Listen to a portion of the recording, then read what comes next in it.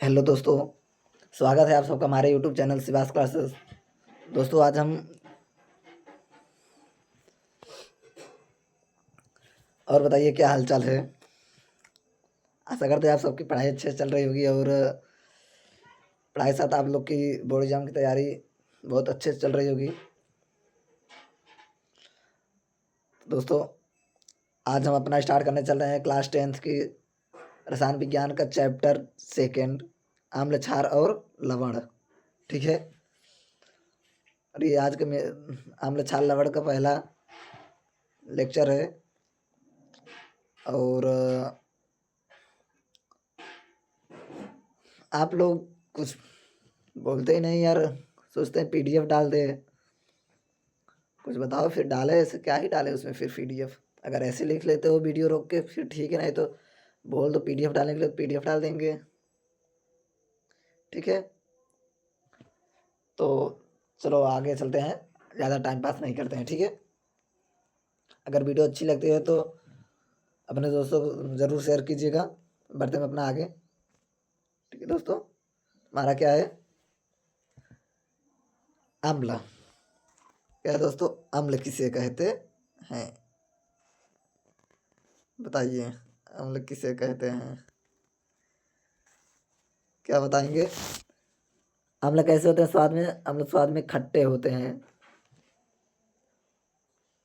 ठीक है दोस्तों, खट्टे मतलब जैसे आपका देखो, नींबू हो गया, संतरा हो गया, इसमें क्या है, खट्टे हैं। ठीक, आपका नींबू हो गया, संतरा हो गया, ये आपके क्या है, अम्ल है। इमली भी ले सकते हो। ये क्या है, अगला क्या है, नीले लिटमस पत्र को ये लाल कर देता है। जो अम्ल होता है, नीले लिटमस पेपर को, यानी लिटमस पेपर आप लोग देखे होंगे,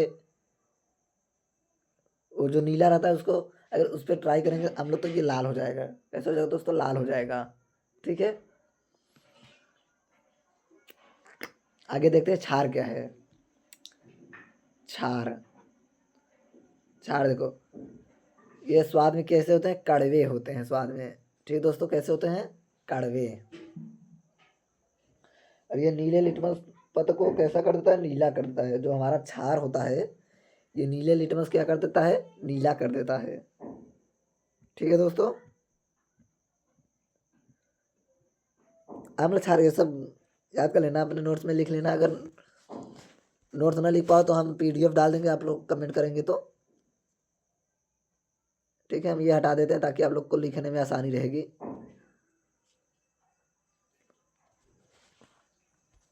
अम्ल क्षार अच्छे समझ में आ गया। अम्ल स्वाद में खट्टे होते हैं और क्षार स्वाद में कड़वे होते हैं।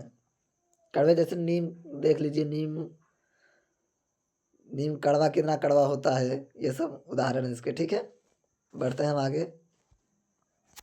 आगे देखते हैं क्या है, सूचक है। सूचक किससे कहते हैं?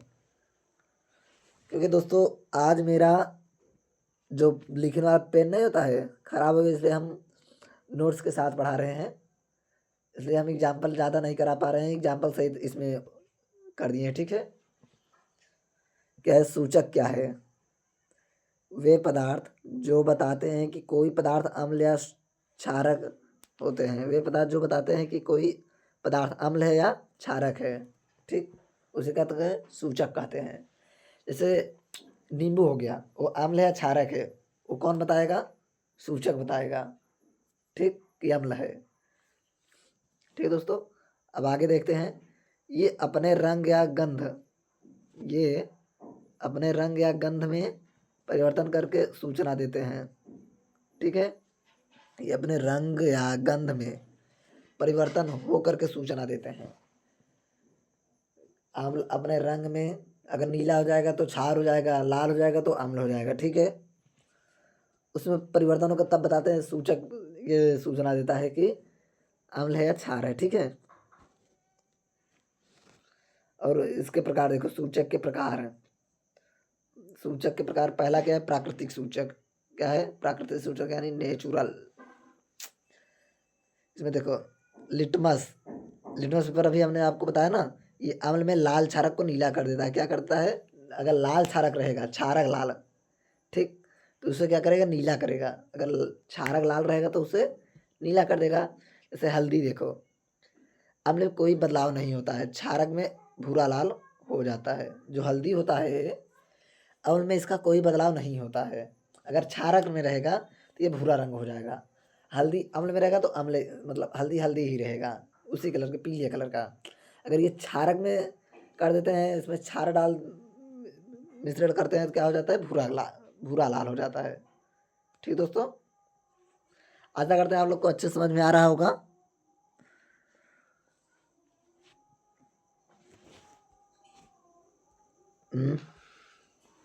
इसका नोट्स अच्छे से आप लोग बना लीजिएगा।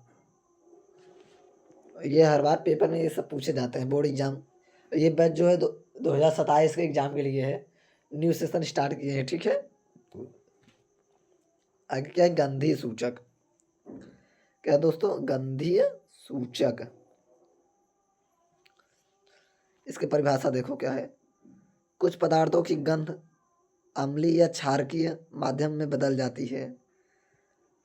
इन्हें क्या कहते हैं? गंधीय सूचक कहते हैं। एक सेकंड, उसमें ये नहीं हटाए हैं यार, किधर गया? इसमें जो लाइनिंग दी है ना, इसको हटा दे तब आप लोग को लिखने में आसानी रहेगी। समझाते टाइम लिख देंगे, उसके बाद हटा देंगे, ठीक है। आगे देखो क्या है? गंधीय सूचक। ये पदार्थ की गंध अम्लीय या क्षार के माध्यम में बदल जाती है। क्या बदल जाती है? अम्लीय में या फिर क्षार की बदल जाती है, उन्हें क्या कहते हैं? गंधीय सूचक कहते हैं। ठीक, इसका उदाहरण देखो, जैसे लौंग का तेल। ये अम्ल, अगर इसमें अम्ल रहेगा तो गंध समान रहती है, मतलब ज़्यादा परिवर्तन नहीं होती है, ठीक ठाक रहती है। अगर क्षार इसमें मिला दिया जाता है लौंग के तेल में, तो क्या हो जाता है? गंध इसकी समाप्त हो जाती है। ठीक है दोस्तों, लौंग के तेल में अगर अम्ल डालेंगे तो गंध समान रहेगी, अगर क्षार मिला देंगे तो क्या हो जाएगा? इसकी गंध समाप्त हो जाएगी, इसमें से गंध आएगी कुछ ना कुछ, ठीक है। इसे हम गंधीय सूचक कहते हैं। ये गंधीय सूचक के उदाहरण है। आप लोग एग्जाम्पल लिख लेना, लेकिन गंधीय सूचक के बारे में, ठीक है दोस्तों। अगला क्या है हमारा? अम्ल की धातु के साथ अभिक्रिया। अम्ल की धातु के साथ अभिक्रिया। आज हमें हाथ से लाइनिंग करना पड़ रहा है। कहे अम्ल धातुओं के साथ अभिक्रिया करके, अम्ल धातुओं के साथ अभिक्रिया करके लवण और हाइड्रोजन गैस बनाते हैं। क्या बनाते हैं दोस्त? लवण और हाइड्रोजन गैस। देखो एग्जाम्पल, जैसे अम्ल धातुओं के साथ अभिक्रिया करते हैं, HCl मतलब हाइड्रोक्लोरिक अम्ल प्लस जिंक साथ अभिक्रिया करके क्या बनाता है? Zinc chloride ZnCl plus H2 बनाता है। ठीक है दोस्त, ये आप लोग बता सकते हो कौन सी अभिक्रिया कर रही है? ZnCl, क्या मैंने बताइए तो? कल हमने आप लोग को पढ़ाया था ना, विस्थापन अभिक्रिया, द्विविस्थापन अभिक्रिया। बताइए कौन सी अभिक्रिया कर रही है? देखते हैं कौन बता पाता है। बताओ बताओ बताओ, जल्दी जल्दी, ये कौन सी अभिक्रिया कर रही है? देखते हैं सबसे पहले किसका उत्तर आता है।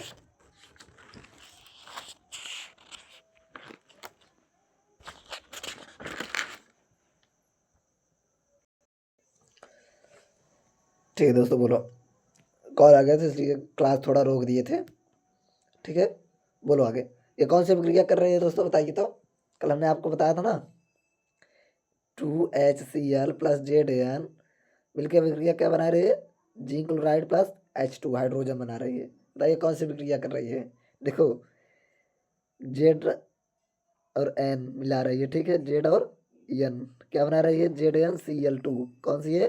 द्विविस्थापन अभिक्रिया है। क्या है? अगर यहाँ से और यहाँ से उठाएंगे दूसरे नंबर से, क्या हो जाएगा? द्विविस्थापन अभिक्रिया। फिर यहाँ पर क्या बची है? देखो Cl यहाँ पर 2 है ना, इसलिए यहाँ पर 2 लिया है। हमने आप लोग को कल बताया था ना, जब रासायनिक क्या करा था हमने, संतुलन करा रहा था, तो आप लोग को बताया था ना यहाँ अगर 2 है तो यहाँ फिर ये Cl2 2 हो जाएगा। हाइड्रोजन कितना है यहाँ पर 2 है, तो यहाँ पे हाइड्रोजन चला जाएगा तो कितना हो जाएगा 2 हो जाएगा। ठीक है, ये आपकी कौन सी द्विविस्थापन अभिक्रिया है। आगे क्या है H2SO4 हाइड्रोसल्फेट प्लस जिंक। देखो अब ये कौन सी अभिक्रिया है, वही अभिक्रिया द्विविस्थापन। ठीक है दोस्तों, देखो ZnSO4 यहाँ से उठा लिया फिर दूसरे नंबर से, ऐसे समझ जाना, ये ट्रिक अच्छा रहेगा आप लोग को समझने के लिए द्विविस्थापन अभिक्रिया के लिए। फिर उसके बाद H2 लिख देना। बाकी हम आपको कल तो बताए थे इसको संतुलन कैसे किया जाता है। संतुलन ये सब हुआ जो 4 आया है 2 आया है, इसे संतुलन करके बनाया गया। हम आपको कल बताया था, कल वो वीडियो देख के आप पिछली वीडियो देख लेना संतुलन कैसे किया जाता है। ठीक है, ये इसके उदाहरण है। क्या लिखा था, अम्ल धातु के साथ अभिक्रिया करके लवण और हाइड्रोजन बनाता है। ये लवण हो गया zinc chloride plus H2, H2 हमारा हाइड्रोजन हो गया। ठीक है दोस्तों, आशा करते हैं आप लोग को अच्छे समझ में आया होगा। अगर कोई कमी हो तो बताना जरूर कमेंट बॉक्स में। बढ़ते हैं आगे, देखते हैं क्या है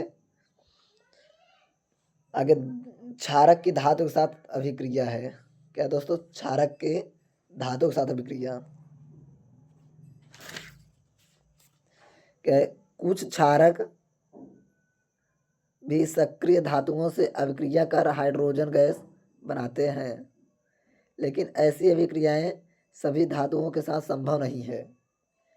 कुछ क्षारक सभी सक्रिय धातु से अभिक्रिया करके हाइड्रोजन गैस बनाती है। इसका एग्जाम्पल चलो आप लोग को लिख देते हैं। एक सेकंड दोस्तों, एक सेकंड रुके रहना। कहाँ है भाई, पेन से थोड़ा देख रहे हैं कैसे होता है। आप लोग इसका एक एग्जाम्पल देते हैं हम, मतलब इसका एग्जाम्पल लिखे नहीं है तो अपने से लिख के हम बता दे रहे हैं कैसे होगा। देखो एग्जाम्पल इसका 2 है, ये NaOH प्लस जिंक अभिक्रिया करके क्या बनाएगा दोस्त, देखो NaOH प्लस Zn। ठीक, क्या बनाएगा Na2, यहाँ पर 2 है ना इसलिए Na ये है, देख रहे लिखा ही नहीं रहा है। Na2 प्लस क्या है Zn है, Zn उठा लो,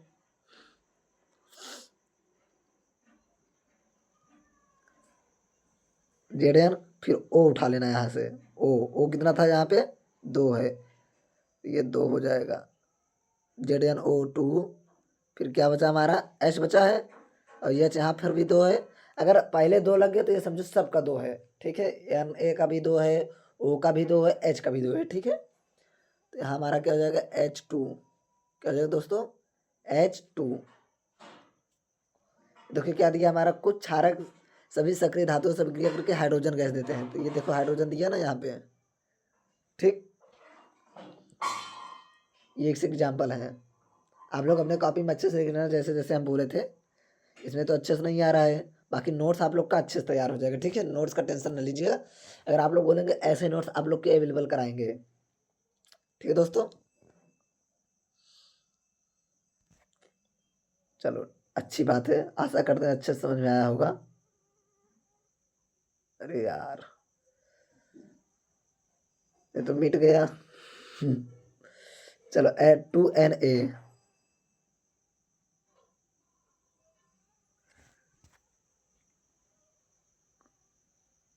NaOH। ठीक, बढ़ते हैं आगे, देखते हैं आगे हमारा क्या है। ठीक है दोस्तों, आगे देखो हमारा क्या है। अम्ल की धातु कार्बोनेट और हाइड्रोजन कार्बोनेट के साथ अभिक्रिया। ठीक, अम्ल की धातु कार्बोनेट और हाइड्रोजन कार्बोनेट के साथ क्या है अभिक्रिया है। देखो सभी धातु कार्बोनेट और हाइड्रोकार्बोनेट अम्ल से क्रिया करके लवण, कार्बन डाइऑक्साइड और जल बनाते हैं।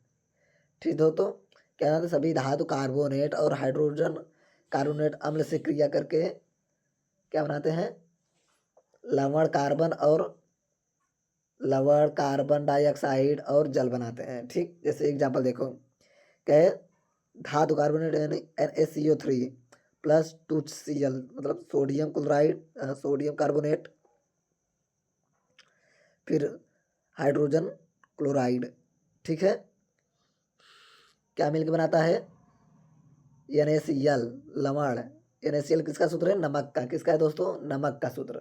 ऊपर लिखना रहेगा तो लिख लेना नमक। और उसके बाद क्या बोला है? NaCl, Na देखो ऐसे उठाया है, N लास्ट से Cl उठा लिया। ठीक, NaCl, फिर H2O, H अब इधर से उठा लिया है, H2 उधर है, फिर O यहाँ पर, H2O प्लस CO2। देखो क्या बना है हमारा? लवण बन गया, NaCl से लवण, H2O से पानी हो गया, CO से कार्बन डाइऑक्साइड। ठीक है, ठीक दोस्तों, अच्छे समझ में आ रहा होगा, आशा करते हैं। एक और देखो है एग्जाम्पल, NaHCO3 प्लस HCl मिलके देखो क्या बनाता है? NaCl यानी नमक, जल और कार्बन डाइऑक्साइड। ठीक है दोस्तों,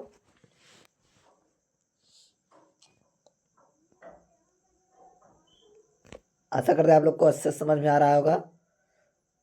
अगर अच्छे समझ आ रहा है तो आप ये वीडियो अपने दोस्तों के साथ शेयर करें और उनको बताएं कि 2027 की बोर्ड एग्जाम के लिए क्लास स्टार्ट हो गए हैं, पढ़ाई अपना स्टार्ट कर दें सिवास क्लासेस से। ठीक है, देखो अब आगे उदासीनीकरण क्या है? उदासीनीकरण अभिक्रिया। उदासीनीकरण अभिक्रिया किसे कहते हैं? परिभाषा देखो इसकी, जब अम्ल और क्षारक परस्पर अभिक्रिया करते हैं तो वे एक दूसरे के प्रभाव को समाप्त कर देते हैं। ठीक है, जब अम्ल और क्षारक परस्पर अभिक्रिया करते हैं तो वे एक दूसरे के प्रभाव को समाप्त कर देते हैं। इस अभिक्रिया में लवण तथा जल का निर्माण होता है।